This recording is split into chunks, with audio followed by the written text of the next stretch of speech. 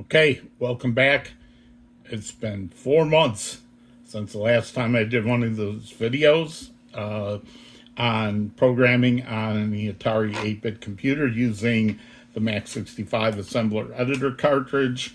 Sorry I've been gone so long, just life stuff happens, but I have not given up on this series. And I hate to say this after a 4-month lag, but it's very important that you catch everything I did in that video 4 months ago, because we're going to build on that in this video here, which means we're going to do some more stuff with macros. We're going to talk more about custom display lists, and I wanted to start basically at the end here. So this is the goal that we're going to do. We're back to that, that little program we were working on to do a video game to in assembly. And what we're going to work on tonight is this title screen presentation, which is a custom display list of graphics 1 and graphics 2. And we're going to carry on from there. So this is the goal for tonight, and it's been a while since I did all this, so hopefully I will not goof things up too much, and I won't. You'll know at least that I can do this, even if I don't get there tonight on this video. But I thought it was important to get started. So let's just go and dive right into it. Okay, and the first thing I'm actually going to talk about is a mistake that I have made since almost like the first video when I was doing Hello World stuff, and a viewer caught this, and it's only taken me 4 months to get around to correcting it, but it's in our subroutines, and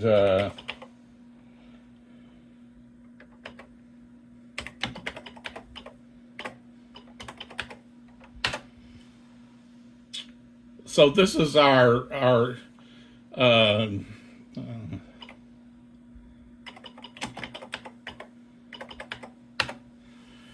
this is what we've been using to plot the characters on the screen, and I have been using the wrong address here, and it's weird because I even call this out as being a special buffer length of 0. I knew it was length, but this is not the length.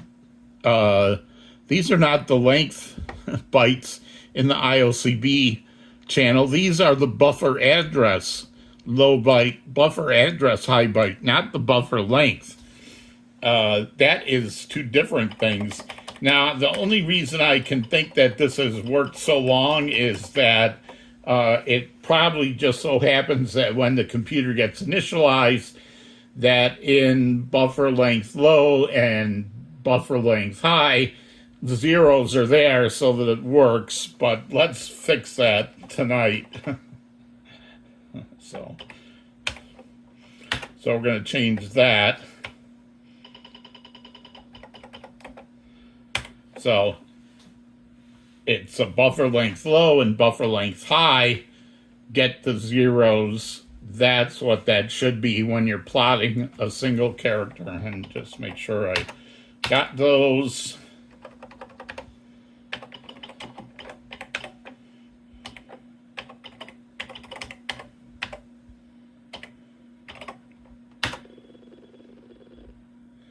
Okay, and we also added two macros in the last video. One macro was for doing a graphics command like in BASIC or Action, like graphics 1, graphics 2, graphics 3. And we had that in our main program, but I abstracted it out into making it a macro because we're going to use it more than once now that we're getting into our different custom display lists. And we also did a macro to print a line of text on the screen. So we set up a graphics mode and printed a line of text on the screen. I want to make a change to the printing the line of text on the screen macro to make it more flexible. So I'll show you what we had, and then we'll make a change there.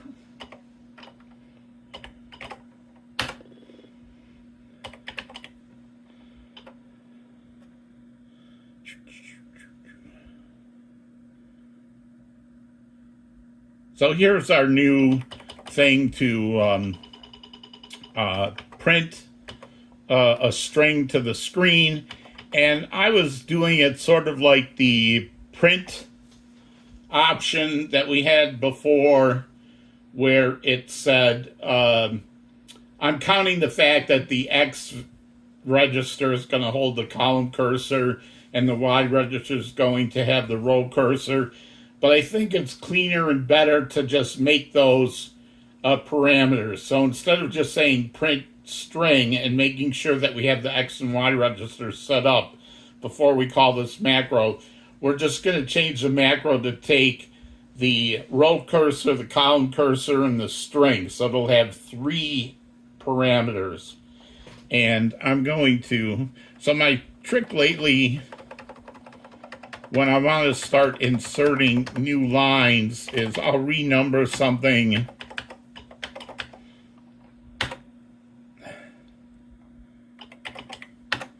to give me some space.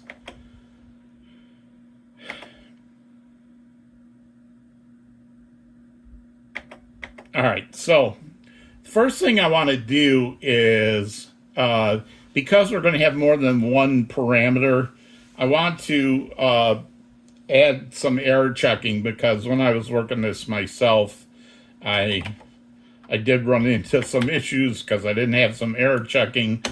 So we're going to do the if. So I'm going to say, remember, %0 is of the parameters. Parameter 1 is the first parameter, in this case, the string right now. But the 0 parameter is a special thing in the Mac65 parameter list that says how many parameters are following for this macro. So we had this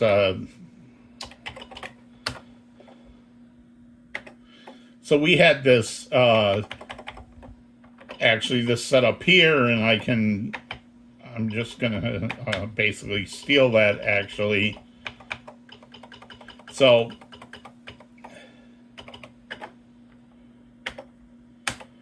if the number of parameters to the print is not going to be 3,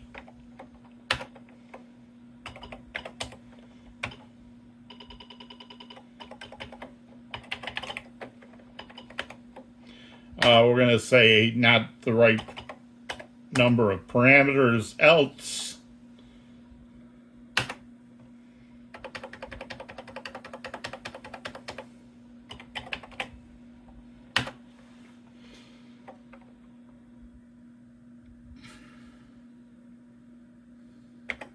so I've added that in here, and then I have to stick it in at down at the end.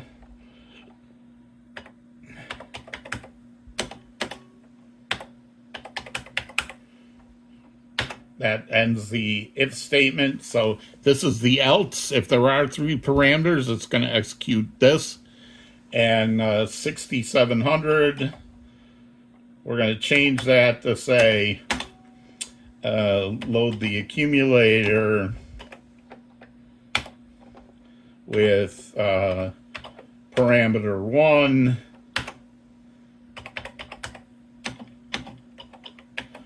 And the first parameter is going to be the row. How far down do we want the print? And then the second parameter will be the column. So we're going to go down and then in. So this is going to go into row cursor. And then 6800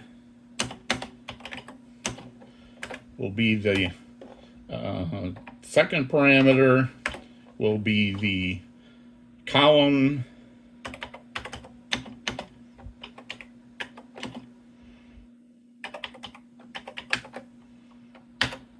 And then we also want to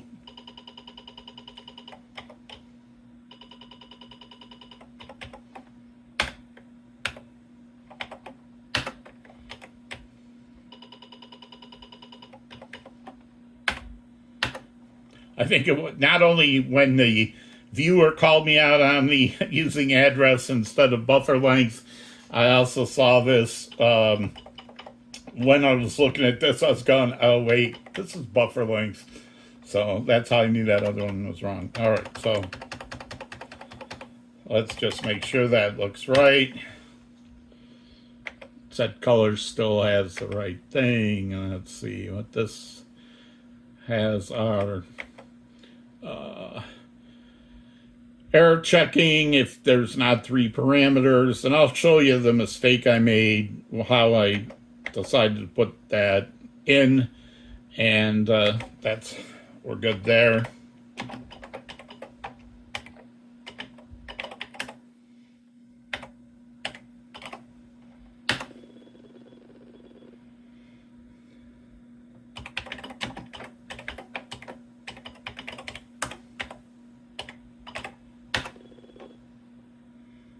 Oh, sorry.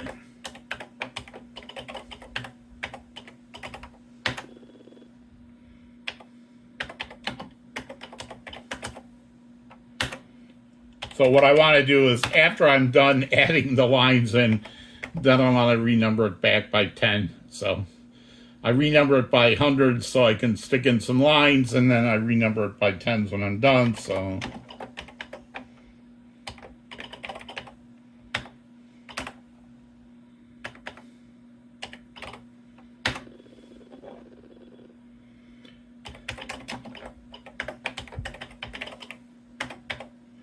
So remember, part 1 is basically our main program, which has our defines and all our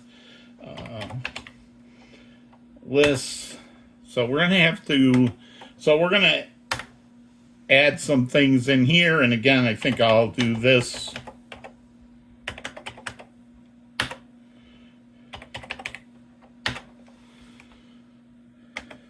And we're going to make some changes here. So the first thing we're going to do is at 2350, we're going to add ICBLL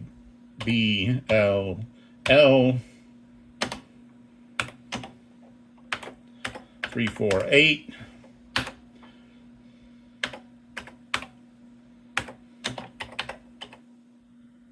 And high is 349. We're also going to add up in here some new variables that we're going to need for doing our custom display list. So the one thing we're going to add at 1450 is the address of the display list.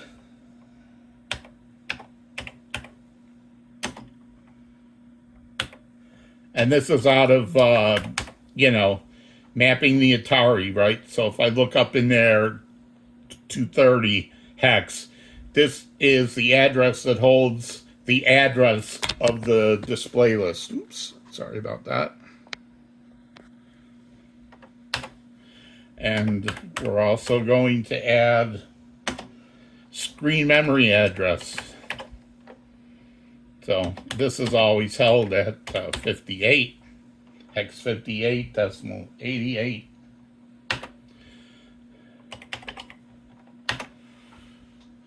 So we've got those two in here now. We've got these two in here now.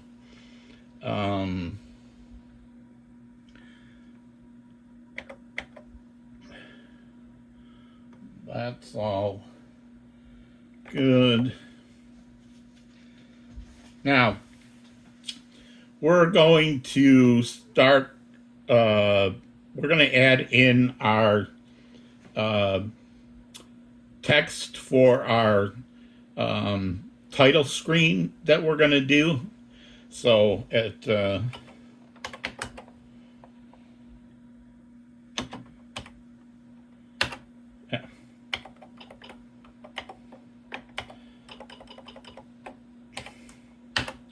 I have the camera at such a spot that my fingers are like one off.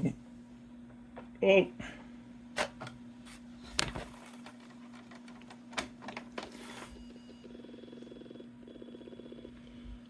Oops.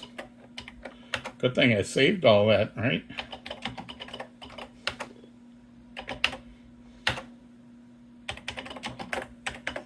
I bet I didn't save it.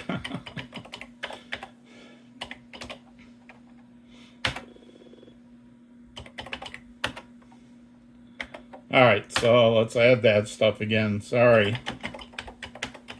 That's, like I said, the camera, I've got it set up at a certain spot here, and it's got my, normally I touch type more, and my fingers are off like one key from where they should be. So it's kind of messing me up a little. So let's see. Alright, so 1450, we want to have this.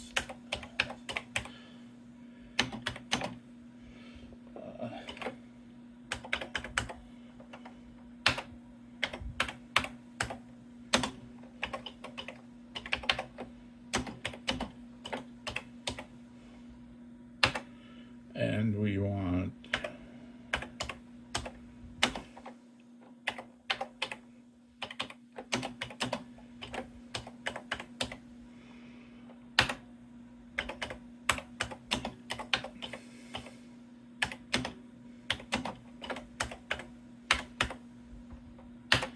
now we got those in there.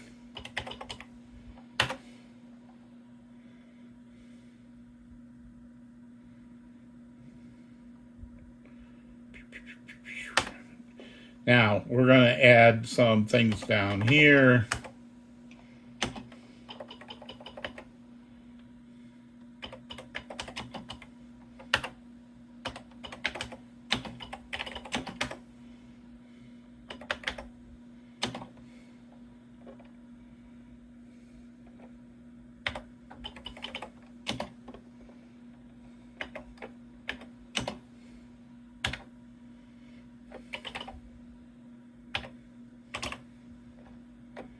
This will give us our different colors.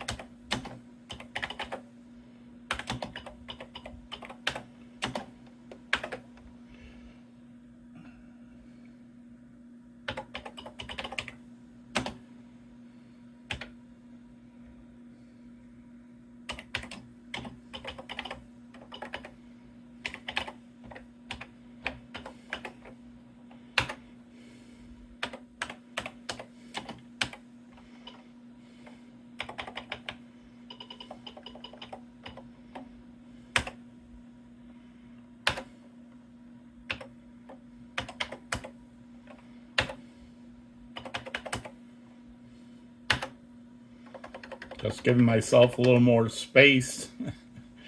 And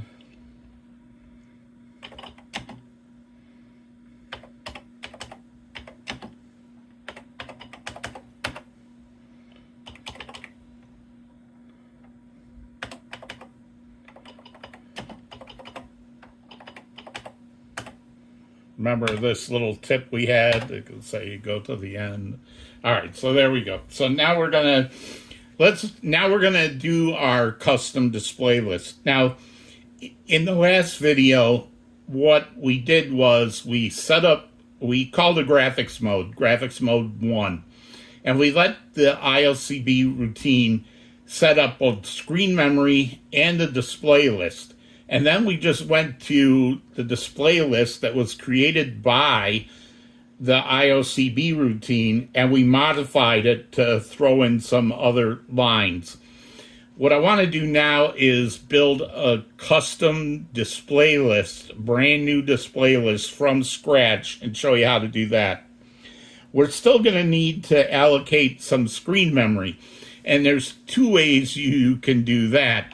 You can do the same thing we did like before, call a graphics mode, and then it will set up both screen memory and a display list, and then you just tell the computer, don't look at that display list, look at my display list, but you use the screen memory that the ILCB set up for you. That's the way I prefer to do it. The other way is you can allocate a block of memory yourself and make sure you got to clear it out, zero it all out, and then point your display list to that screen memory and point screen memory to point to your screen memory. I think it's easier to just call a graphics mode and then write your own display list and tell the computer to look at your display list instead of the one that's there. So how do I know which graphics mode I should call? The rule is, so here are the different graphic modes. I got this off Atari Age, I think, message boards. This is great. And over here is the antic modes. We talked about this in the last video.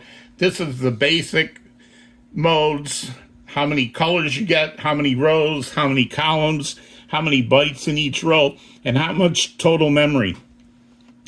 For the purposes of what I'm talking about now, the most important thing is total memory.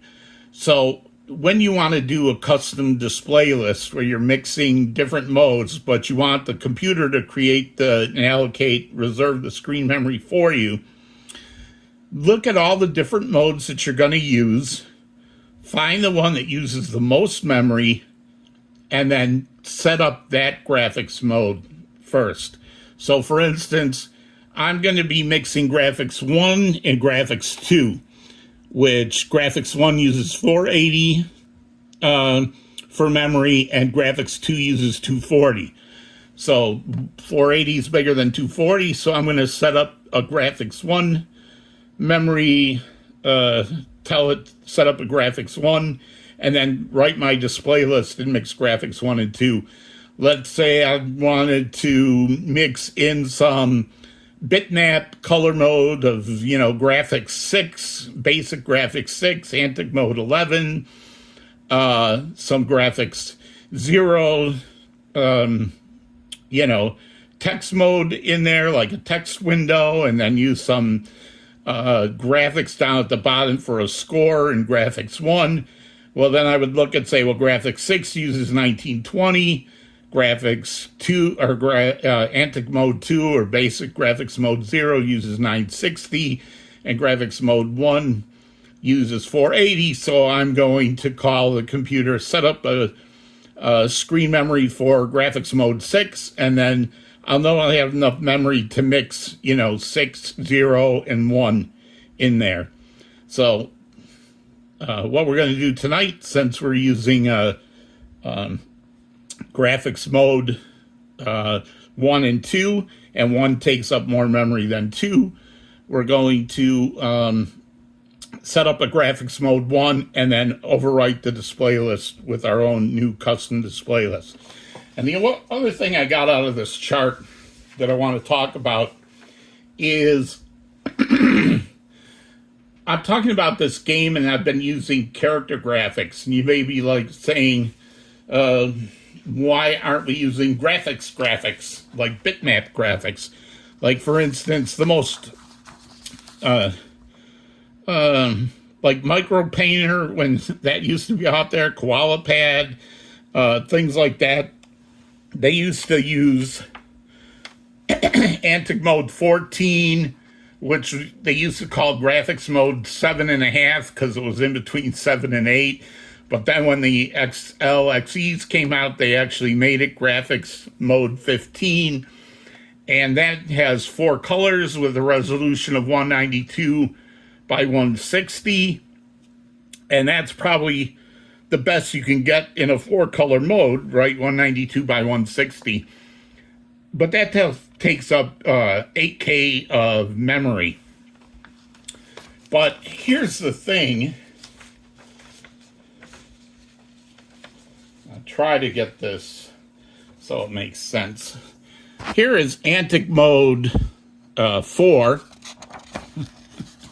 which only uses less than 1K of memory versus 8K of memory.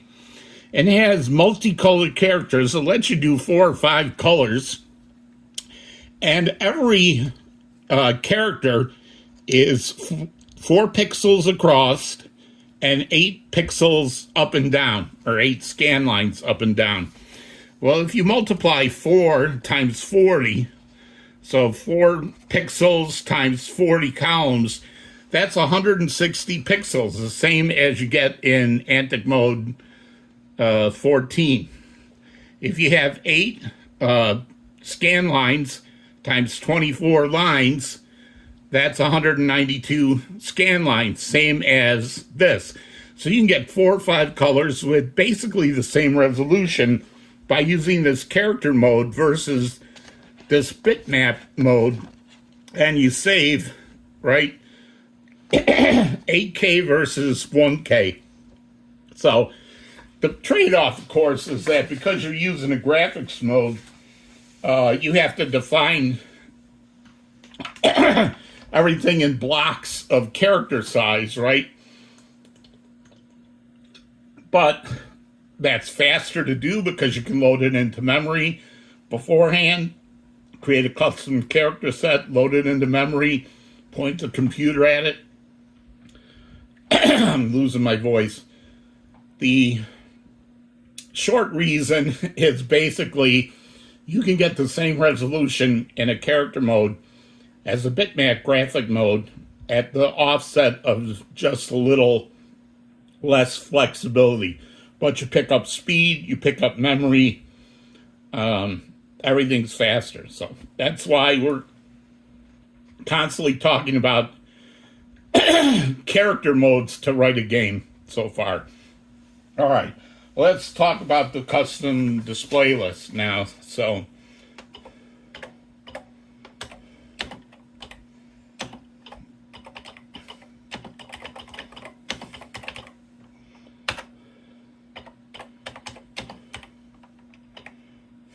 finger off by one. Okay. Now, when I'm doing basic or action, I have to find a place in memory to store this custom display list that's not going to get overwritten. And there's all kinds of tricks, which I'm not even going to talk about, because the beauty of assembly language is you can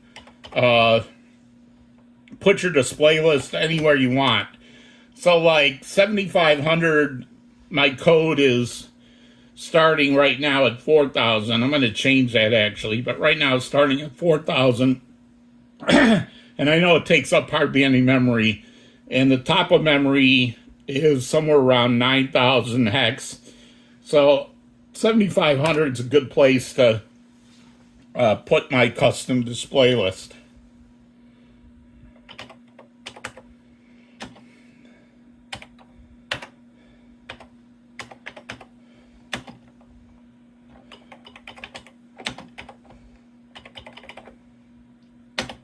Now, if you remember from the last video, if not, go back and watch, right? The first thing we're going to do in any display list is put 24 blank lines blank scan lines. That's this black up here at the top of the screen. And remember, 0 is an instruction to do a blank scan line, and 0 to 7, this means 8 blank scan lines, 8 blank scan lines, 8 blank scan lines. Then we're going to start doing our graphics. We're going to start in graphics 1, so we're only going to have graphics 2 somewhere in the middle of the screen. Graphics mode 1 is Antic mode 6. But remember, the first line of a graphics mode, we have to do this 4 here, which is a load memory scan, which says, I want you to start displaying graphics mode 1 starting at this screen memory address. And right now, I don't know where that is. So I'm just going to put a couple placeholders here. So 0, 1, 2, 3, display list byte 4, display list byte 5 are going to hold screen memory. I need a drink, sorry. 4 and 5 are going to hold screen memory. And we're going to have 10 lines of graphics 1. So I got 1, I'm going to need 9 more. And now I don't need that memory scan.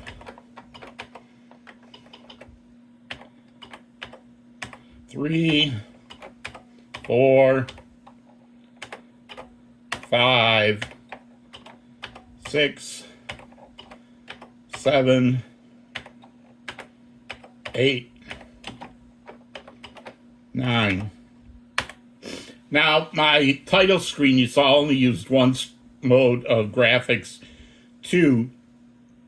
But keep in mind, a graphics mode 2 line is only half the amount of memory as a graphics 1 line. So you want to keep the number of bytes even so the computer thinks, it still thinks when you're doing your print operations that you're all in graphics 1. It doesn't know these are graphics 2 till it goes and prints there. So try to even them out. So 2 of these equals 1 of these. And then we're going to have 1.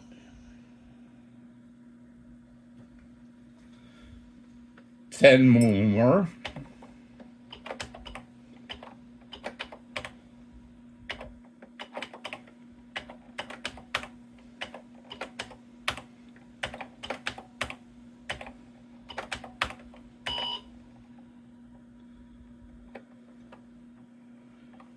Let's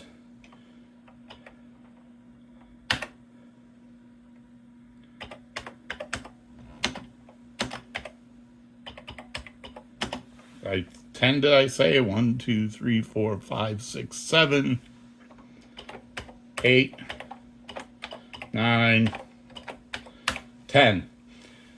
So I'm going to have, normally there would be 24 lines of graphics 1, but a graphics 2 is 2 times the size. So this is like 2 lines of graphic 1, 2 lines of graphic 1, so that's 4. I got 10 after and 10 before. So that's going to be 24 lines, so I make sure that the screen size is still the same. And then the last thing I want to add here is I've reached the end of the display list. This is the instruction that says, hey, go back to the start of the display list. And that address I do know because my display list is going to be sitting at 7,500. So there we go. So again, 24 blank scan lines. That'll take us to here. 10 lines of graphics 1, 2 lines of graphics 2, and then 10 lines of graphics 1, and then jump back to the start of the display list at 7,500. And again, we're going to have to fill this in when we initialize our display list. So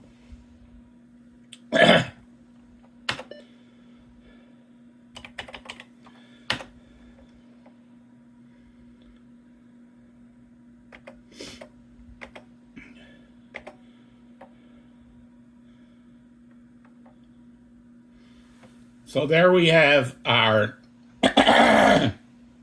oh, and let me just do this.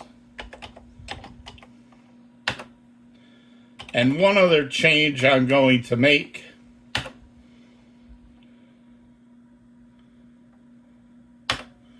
Here.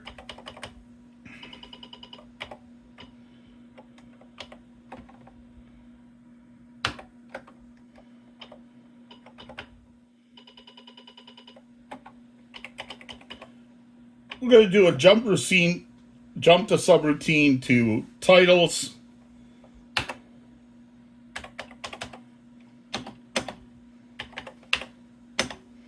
And then to setup. So we're going to do titles and then setup.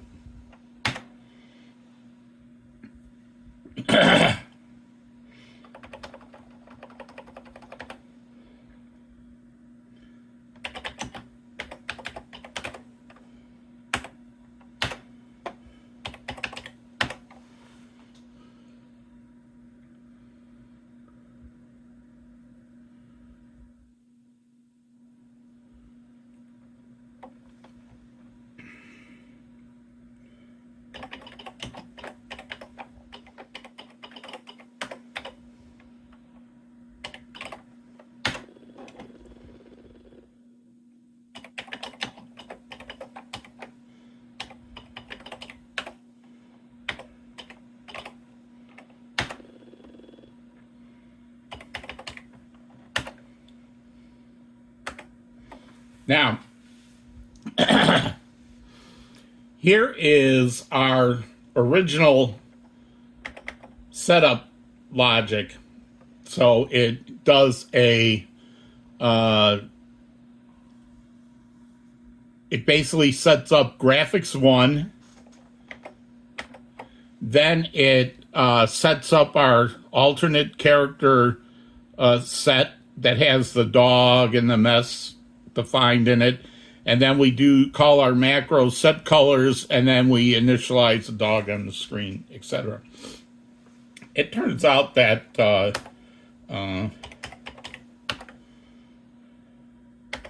this part here in the setup logic, now that I have a graphics 1 macro, I can get rid of all this code, right? And just put in a graphics call to graphics 1.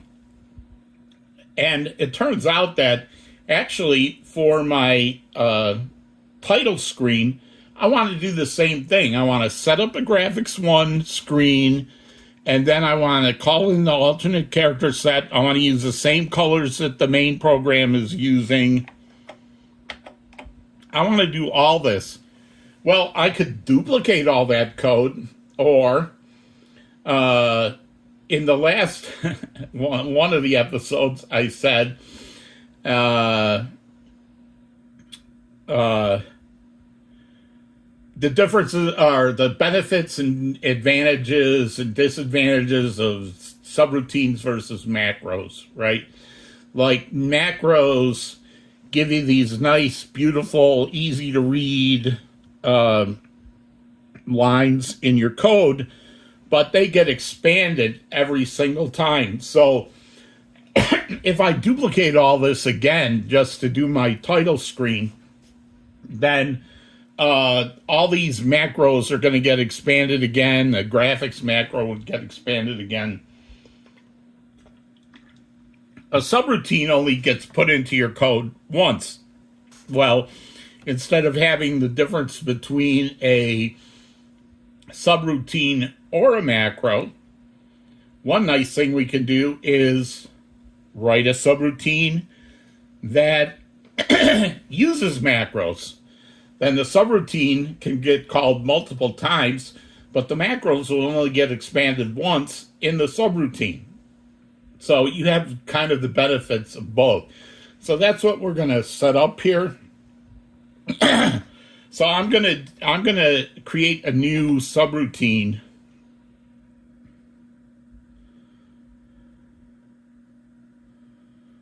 Down at the end here. Blup, blup, blup, blup. So I'm going to set up a new subroutine called the knit screen.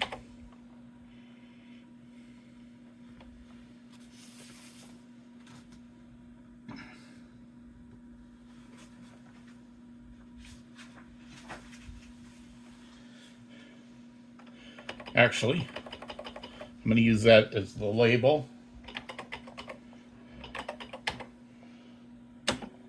And I'm going to use all my macros here. So I'm going to do graphics 1. That's a macro.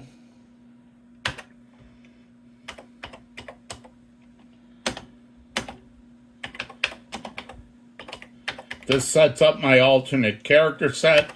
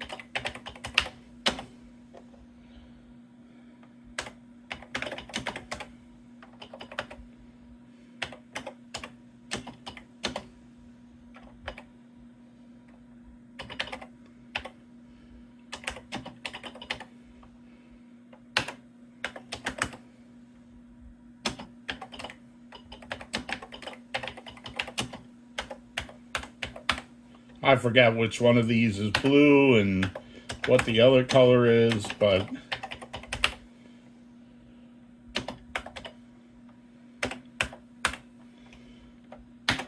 I'm setting up a bunch of colors. So what this does, sets up a graphics 1 screen. It gets my alternate character set up that I defined. My redefined character set. This sets all the colors using the macro. And that's my new init screen. And let's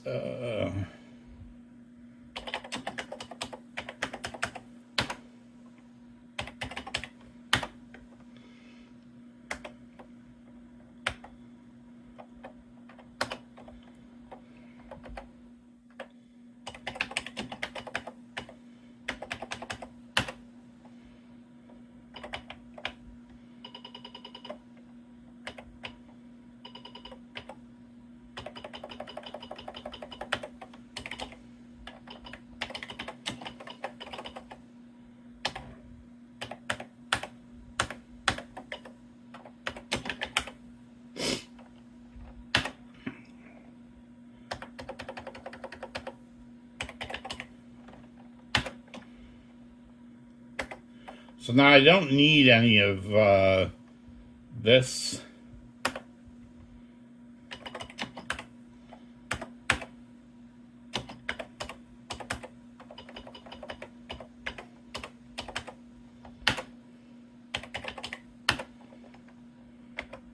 And I don't need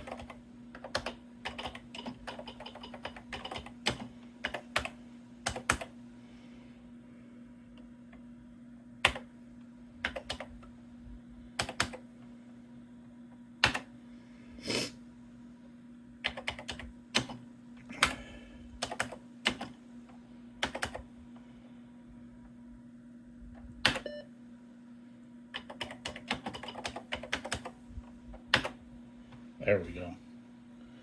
All right, so first thing we're going to do is our title screen. So we're going to call that titles.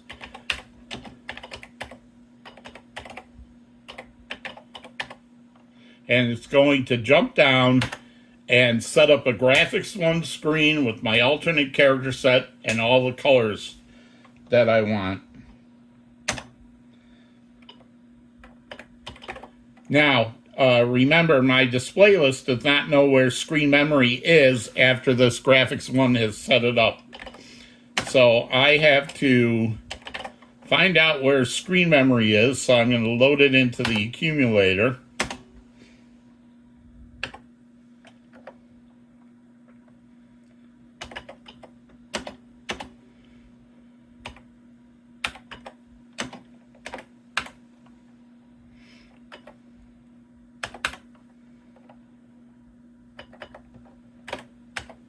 And remember, I'm looking at display list, the index into the display list, the 4th and 5th byte. So I'm going to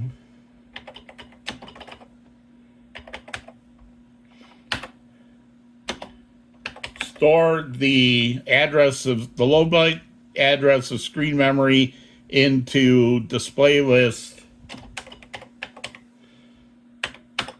indexed by 4 bytes.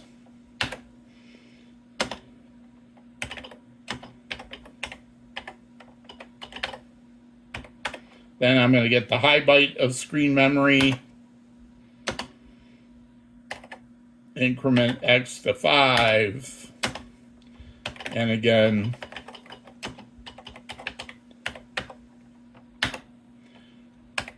so now my display list is complete. It's got the address of screen memory in there.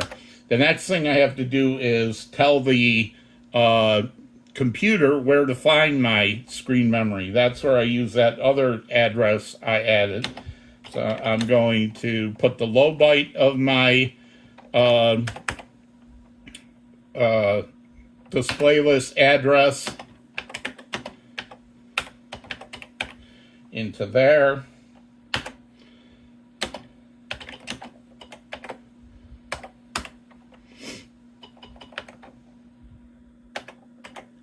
And the high byte of my display list address into the high byte here.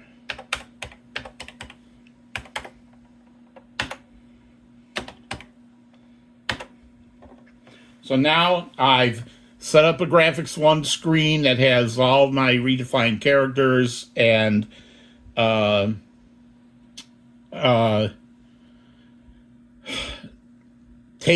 the address of screen memory, put it into my display list, and then told the computer, look at my display list now instead of the original one it was going to do. And now it's just a matter of printing out those lines. So I'm going to go down 5 rows, 6 columns, print line 1. That's my macro that I changed. See, if I hadn't changed this macro, I would have had to load X, and then I would have had to load Y register, and then call it. This was much simpler.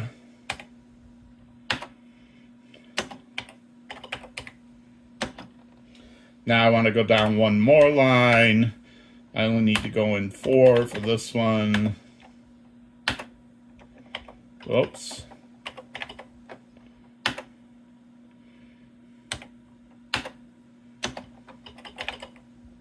See how macros can make things really nice. It will also accept hexadecimal. So in this case, I want to go down 10 lines, which is really 11 lines because it skipped 2 lines of graphics 2. Oh. I want to go down 10 and in 6.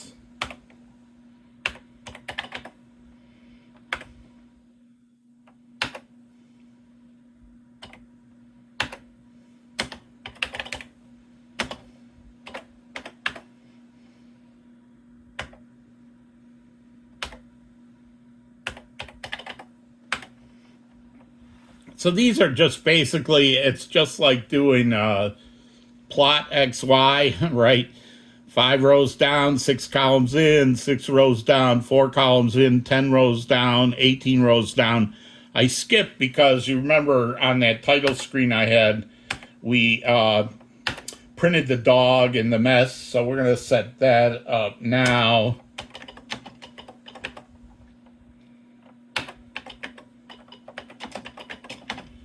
So this says, this is like doing color mess, right? If we were in basic. And I'm using the old subroutine that does expect the Y and X registers. This is not our macro. This is the put character subroutine that I fixed to use buffer low and buffer high. So I want to show that that works. So I could do this print like with a single character, but I just want to show that that subroutine, I fixed it. So I'm using that subroutine here.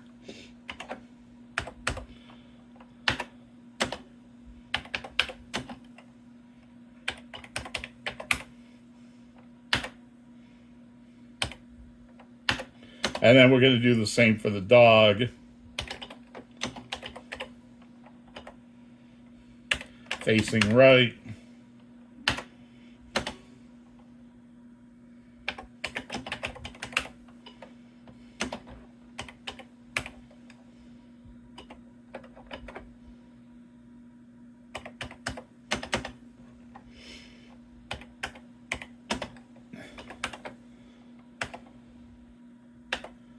It's on the same line, so same number of rows down,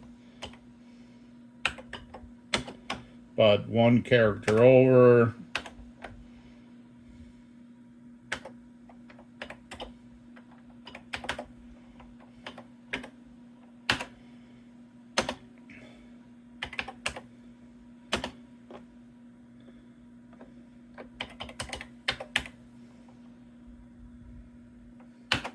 Now, for our title screen, we want to, so this sets up the title screen, right? Creates my custom, allocates graphics 1 screen. I get the address of screen memory, put it in my display list, point to my display list, print some stuff on the screen. Now I want it to stay on here until I press the select key. So this just looks like, this will be like title, exit, right? I'm just going to be monitoring the console keys.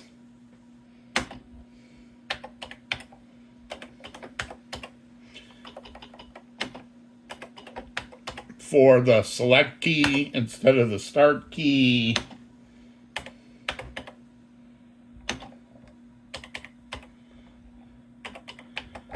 Then that would be branch if equal to title, return to subroutine. Otherwise, jump back up to, right? And then this is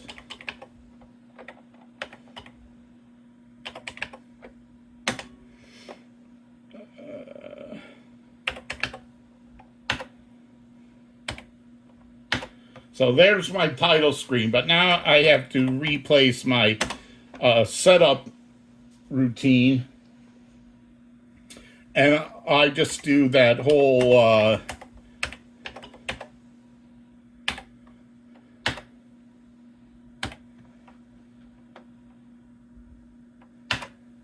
and that's all I need to do. That was all the setup routine was before, right? Was initiate a graphics 1 screen, set up my alternate character list, and do all the set colors. So if I look at this now,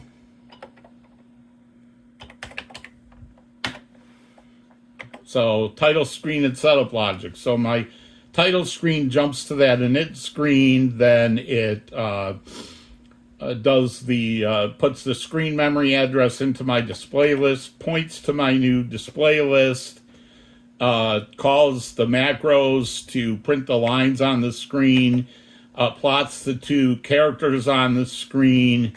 Then it hangs around until I press the select key, and then my setup routine is just that jump to init screen, All right, and then just one more time.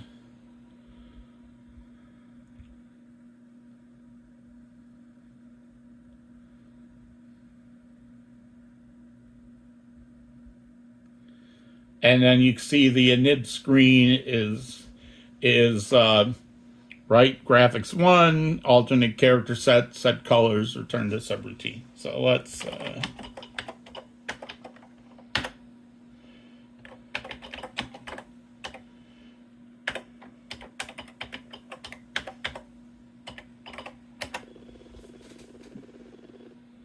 all right, so we fixed the subroutine to use the right ICB thing. We changed the macro to take, for the print macro, to take parameters. We created a custom display list, and we added a title screen, and we added a new subroutine that calls macros. So when this, all right, so let's just go here.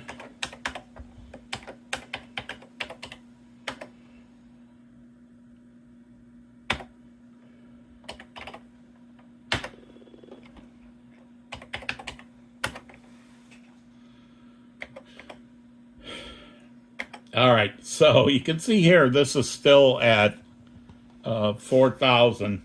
I found out when I wrote this the first time, because you saw I actually did do it before, that adding in the extra stuff that I added is going to push it up above 4,000, even breaking it up into multiple include files. So I'm going to spare you the compile errors and just change that right now.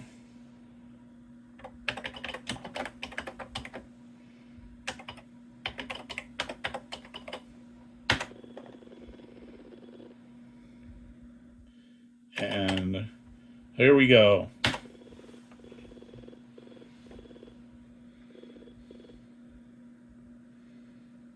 That's loading in my macros. You notice it's not compiling those macros anywhere yet. These are my defines.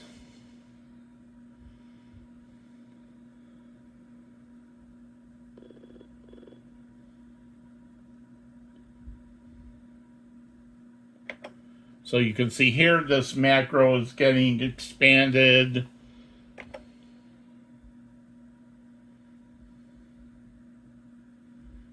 Anywhere you see the M is your macro getting expanded.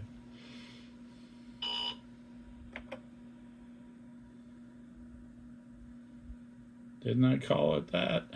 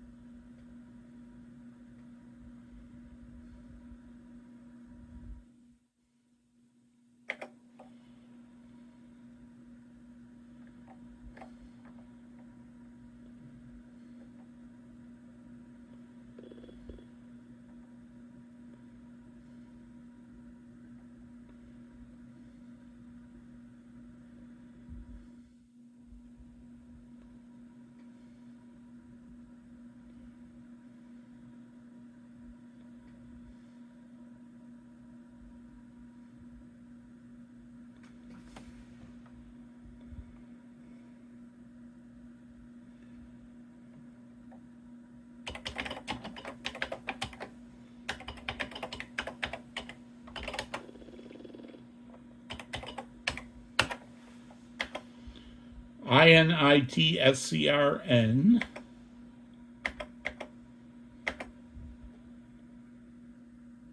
Oh, huh. That was an easy debug. Woo.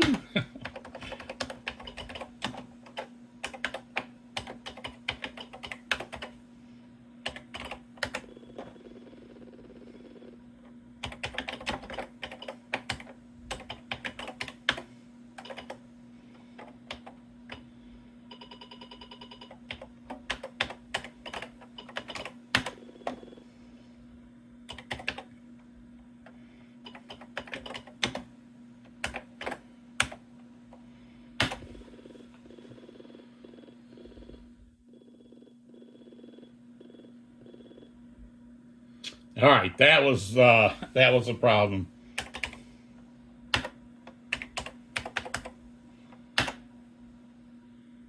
And there is not a title screen there.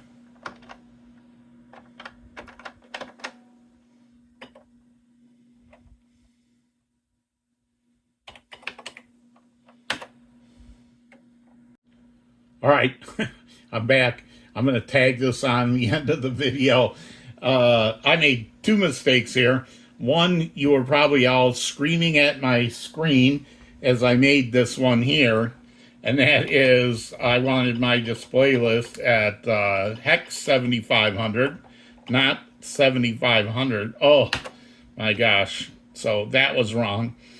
And there's one other mistake, which I will attribute to the fact that I had a macro and I wrote it 4 months ago, and I forgot the important parts about my own video. I should have took my own advice and watched my own video back before I recorded this one.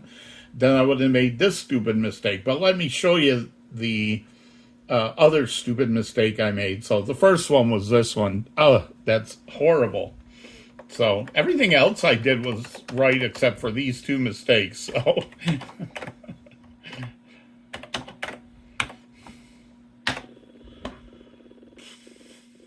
So I'm going to show you. This will take care of part of the mistake. So first off, I could have known that I was wrong if I had just gone to look at address 7500 and saw that it was all blanks. Then I would have said, oh no, I should have I should have done that debugging in the other video. Instead, now I can look at 7500 and say, there's my 3 blank scan lines, there's my load memory scan, there's where display list is going to go, and then follow down into the the rest of my display list, and then jump back to the start of my display list. So now I know that part's there. But what's the other mistake I made from not looking at my own? Oh, that doesn't look like the right screen, right? Wow, that's not right. So what went wrong there? If you remember the last video when we were working with the that print macro, I forgot to do something that's very important with that print macro. What is that? 1150. That should do it. Oh, I got to go back a little farther.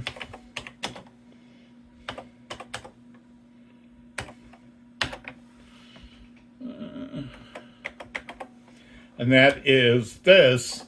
If you remember, the way I made that macro was the print macro could take a line of any length instead of specifying a length. But to take a line of any length, then you have to end it with carriage return, which I forgot to put here. Don't worry, I'm going to remember to hit return on these lines. My other famous mistake.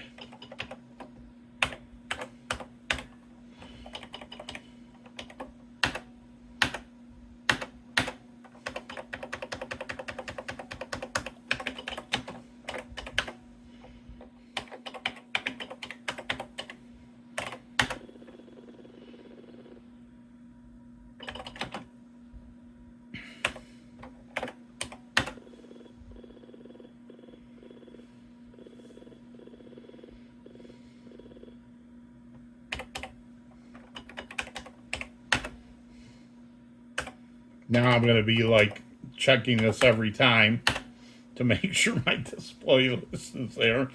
All right. There we go.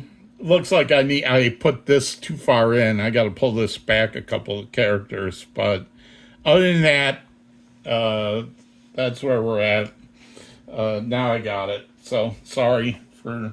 It wouldn't be one of my videos if I didn't have to debug some stupid mistake typing on the fly. So, and then of course we're all here. So, all right, I'm not sure where I'm going to go with the next video. If I'm going to talk about some other custom display list stuff, I think I might do that. Some more custom display list stuff. some tricks there. And then soon we're going to get into